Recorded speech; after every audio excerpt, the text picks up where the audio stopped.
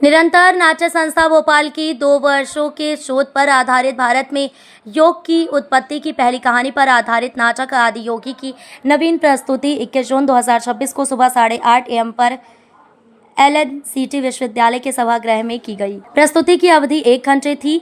नाटक आदि योगी विश्व में योग की उत्पत्ति की पहली कहानी पर आधारित नाटक है। आज से लगभग 12,000 साल पहले आदि योगी ने सप्त ऋषियों को कांति सरोवर के तट पर पहली बार योग का ज्ञान दिया था। नाटक आदि योगी की कहानी सप्त ऋषि अपनी अपनी समस्याओं के समाधान के लिए कांति सरोवर के तट पर 84 वर्षों से तप और साधना कर रहे हैं, किंतु आदि योगी अपनी आंखें नहीं खोलते हैं। सप्त ऋषि आदि योगी को नृत्य और संगीत से प्रसन्न करने का प्रयास करते हैं, किंतु फिर भी आदि योगी आंखें नहीं खोलते। तभी नृत्य करते करते ऋषि जमदग्नि, जो कि परशुराम के पिता है, क्रोधित होकर नृत्य संगीत को रोकते हुए बोलते हैं कि बस बहुत हुआ, ये कैसा आदि योगी आंखें ही नहीं खोलता।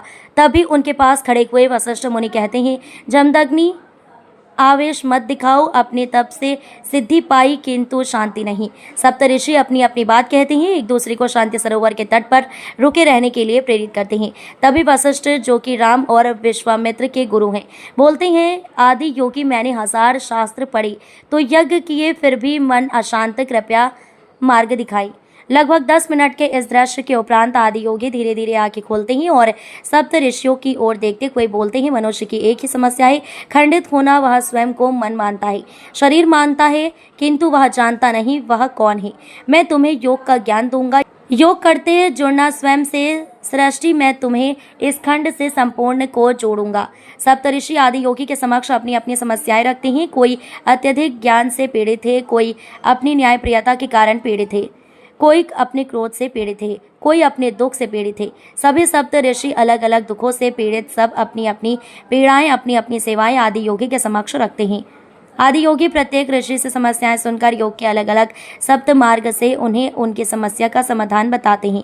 किंतु याद रखना, तुम नदी हो, पानी मेरा है, तुम गुरु नहीं हो। जब भी कोई मनुष्य आंख बंद करके स्वयं को खोजेगा, मैं उसे उसके भीतर मिलूंगा। मैं कोई वस्तु नहीं हूँ, सप्त ऋषियों में एक संभावना हूँ।